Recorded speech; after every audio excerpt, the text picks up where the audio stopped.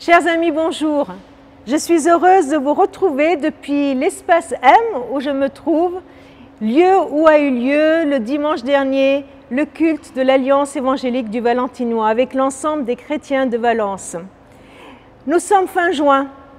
Fin juin, c'est l'heure des bilans, c'est l'heure des examens pour les étudiants, en quelque sorte un bilan pour voir si tout leur travail de l'année va être récompensé.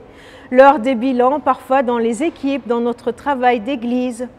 Moment aussi où on aspire aux vacances, vivement les vacances, vivement qu'on sorte un peu de notre quotidien. En méditation, aujourd'hui, je vous propose un verset qui se trouve dans Marc au chapitre 6, à partir du verset 30. Les apôtres se réunirent auprès de Jésus et lui racontèrent tout ce qu'ils avaient fait et enseigné.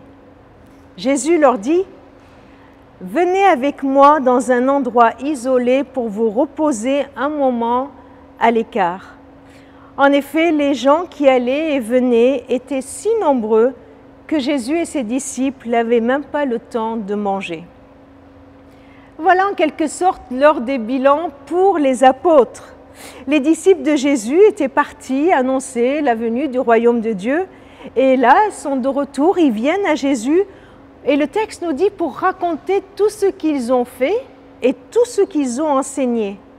Ils font en quelque sorte le reporting, le retour de leur mission. Comment réagit Jésus? Et la réaction de Jésus me touche vraiment. Comment réagit Jésus? Jésus ne leur fait pas un retour sur leurs actions. En tout cas, Marc ne nous le rapporte pas. Par exemple, il n'évalue pas ce retour-là du style bon, qu'avez-vous tiré comme conclusion de cette magnifique expérience? Avez-vous été fidèle dans ce que vous avez enseigné? Avez-vous atteint vos objectifs? À combien de pourcents? Combien de personnes vous avez touchées? Combien de personnes vous avez enseigné? Combien de villes vous avez visitées? Vous voyez, toutes ces questions que nous sommes amenés à nous poser, des questions, il faut trouver les réponses dans un bilan. Non, Jésus ne leur dit pas ça, mais il leur propose trois choses. Il leur dit « Venez avec moi dans un endroit isolé pour vous reposer. » Venez avec moi. Venez avec moi.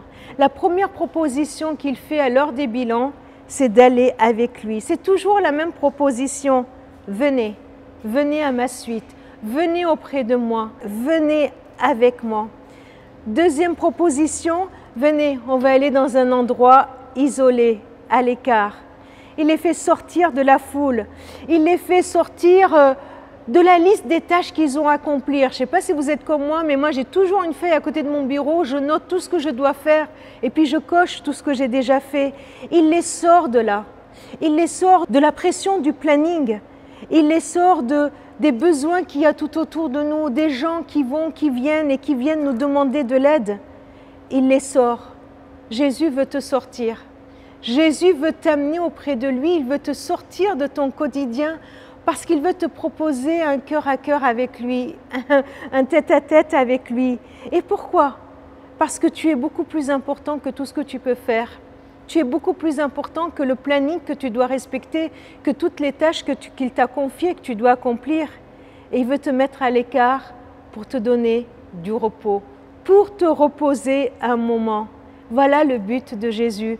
C'est de nous donner un repos intérieur, de nous donner un repos extérieur, de le retrouver lui dans notre communion pour nous retrouver et pour nous repositionner à nouveau, renouveler nos forces physiques, morales, spirituelles. Et si aujourd'hui, toi et moi, nous commencions à accepter d'aller vers Jésus, de sortir de notre quotidien pour trouver le repos en lui, il va nous le donner parce qu'il nous l'a promis et il te le promet. C'est lui qui a dit « Venez à moi, vous tous qui êtes fatigués de porter un lourd fardeau et je vous donnerai le repos. »